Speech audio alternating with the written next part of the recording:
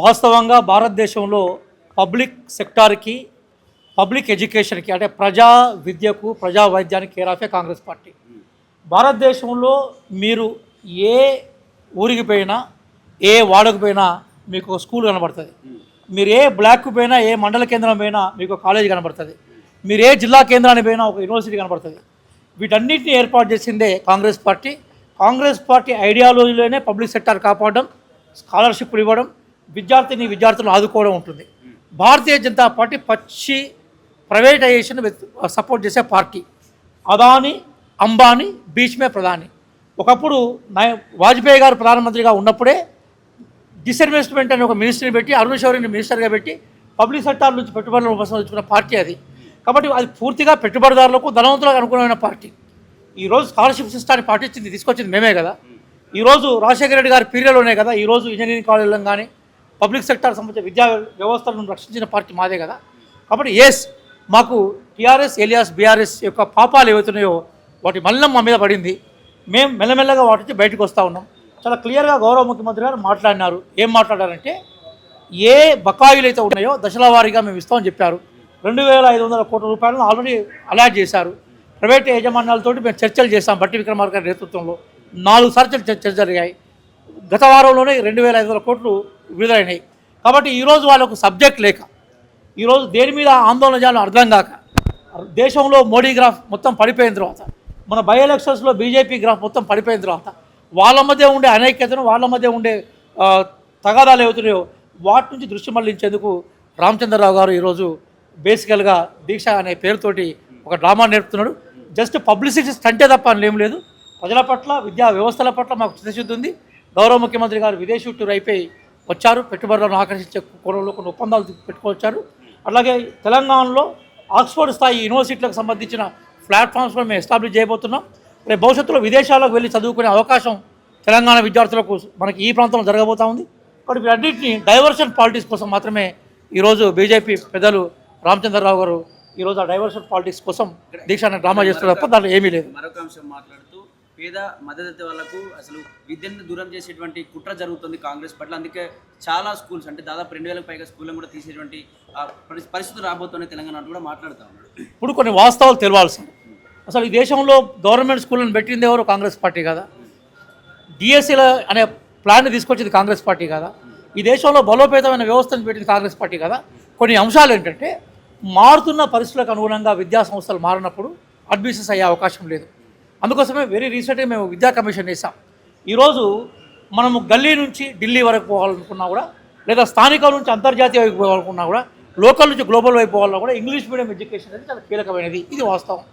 మన దగ్గర వ్యవస్థల్ని విద్యా సంస్థల్ని క్రమక్రమంగా ఇంగ్లీష్ వైపు తీసుకుపోయే క్రమంలో విద్యా సంస్థలను కాపాడే ప్రయత్నాన్ని మనం చేస్తున్నాం. అందుకోసమే 6 రూట్లలో మోడల్ స్కూల్స్ ఎస్టాబ్లిష్ చేశాం.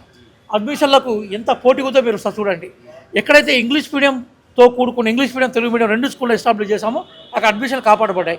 బట్ అడ్మిషన్లను కాపాడుకోవడం కోసం తీసుకురావాల్సిన గ్రాస్ రూట్ మార్పుల కోసం కాంగ్రెస్ ప్రభుత్వం చిత్తశుద్ధితో ఉంది. కాబట్టి ఒక దీర్ఘకాలిక ప్రణాళికను తీసుకున్నారు ముఖ్యమంత్రి గారు. అందుకోసం విద్యాశాఖ లాంటి కీలకమైన శాఖను ముఖ్యమంత్రి గారు తన స్వయంగా పెట్టుకున్నారు.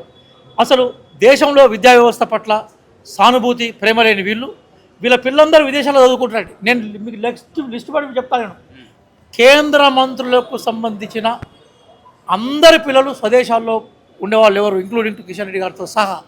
కాబట్టి విదేశాల్లోకి పోయి చదువుకునే వీళ్లకు స్వదేశీ విద్య మీద స్వదేశీ విద్యా వ్యవస్థల మీద మాట్లాడే నైతికత లేదు.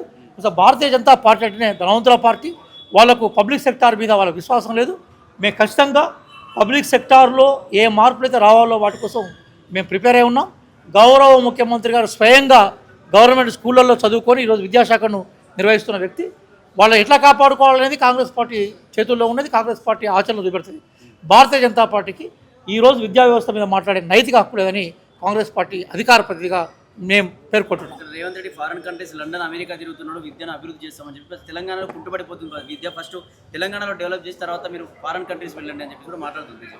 ఒక అంశం చెప్తాను సార్. గుజరాత్లో 80% గవర్నమెంట్ స్కూల్స్ మూతపడ్డాయి. లెక్కలతో సహా చెప్పండి చెప్తాను. మధ్యప్రదేశ్లో గవర్నమెంట్ స్కూల్స్ మూతపడ్డాయి. ఈరోజు గవర్నమెంట్ స్కూల్స్ని బాగు చేయడం కోసము జెన్జీ ఆధ్వర్యంలో రాజస్థాన్ పోతే మీలాంటి స్కాలర్లుగా ఉండే విద్యార్థుల్ని, మీలాంటి స్కాలర్లుగా ఉండే డైనమిక్ జర్నలిస్ట్ మీద దాడి జరిగింది. మనం చూసాం కదా. పశువుల కొట్టంలో అక్కడ స్కూల్ జరుగుతున్నాయి. ఇక్కడ కనీసం మనకు 1986 ఎడ్యుకేషన్ కమిషన్ ఆ రోజు మనకు ఆపరేషన్ బ్లాక్ బోర్డు అంటే ఆ రోజు రాజీవ్ గాంధీ గారి ప్రొద్దులంతో వచ్చి ఆపరేషన్ బ్లాక్ బోర్డు కనీసం ప్రతి ఊళ్ళో ఒక పర్మనెంట్ స్ట్రక్చర్తో కూడిన బిల్డింగ్ తీసుకొచ్చింది.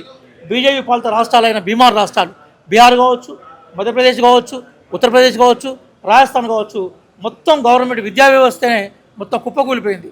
దాన్ని ప్రశ్నించి చూపెట్టడానికి ప్రయత్నం చేసిన జర్నలిస్టుల మీద దాడులు జరిగాయి. కాబట్టి భారతీయ జనతా పార్టీ అపహాస్యంతో కూడుకున్న వ్యాఖ్యలు చేస్తూ ఉంది, వ్యంగ్యంతో కూడుకున్న వ్యాఖ్యలు చేస్తూ ఉన్నది. ఈరోజు గౌరవ ముఖ్యమంత్రి ఉన్నత విద్యా అవకాశాల కోసం వేరే దేశాలకు పోయి లక్షలాది కోట్లాది రూపాయలని ఆ దేశాలకు అప్పచెప్పే వాళ్ళు ఆ దేశ యూనివర్సిటీని ఇక్కడికి బోర్డుల రూపంలో రావడం లేదంటే ఇక్కడ సంపద మిగిలే అవకాశం ఉంటుంది, విద్యార్థులకు అవకాశాలు ఉంటాయనే ఉద్దేశంతో వారు పర్యటన చేశారు. కాబట్టి వారి MOUలన్నీ కూడా memorandum of understandings with all universities అన్నీ కూడా ఇక్కడ విద్యా వ్యవస్థను బలోపేతం చేస్తున్నాయి. భారతీయ జనతా పార్టీని నేను ఛాలెంజ్ చేస్తున్నాను. తెలంగాణ స్కూల్స్ని మనం చెక్ చేద్దాం, అట్లాగే ఉత్తరప్రదేశ్ స్కూళ్ళని చెక్ చేద్దాం, తెలంగాణ స్కూళ్ళని చెక్ చేద్దాం, అట్లాగే మధ్యప్రదేశ్ స్కూళ్ళని చెక్ చేద్దాం, కేరళ స్కూళ్ళని చెక్ చేద్దాం, తమిళనాడు స్కూళ్ళని చెక్ చేద్దాం. మీరు వెళ్ళి మీరు పరిపాలిస్తున్న బీమార్ రాష్ట్ర స్కూల్ చెక్ చేయండి. ఏ స్కూల్లో స్టాండర్డ్ ఉంది, ఏ స్కూల్లో విద్యా ప్రమాణాలు బాగున్నాయో చెక్ చేస్తే మీ దొల్లతనం బయటకు వస్తుంది. భారతీయ జనతా పార్టీ తన వైఫల్యాలను కప్పిపుచ్చుకోవడం కోసం, తన మోడీ ఫెయిల్యూర్స్ నుంచి బయటపడడం కోసము కాంగ్రెస్ పార్టీ మీద అసందర్భమైన అవాస్తవమైన ఆరోపణలు చేస్తుంది కనుక మేము కాంగ్రెస్ పార్టీగా మేము చెప్తున్నాం, వాళ్ళ ఆరోపణలు తిప్పికొడుతున్నాం.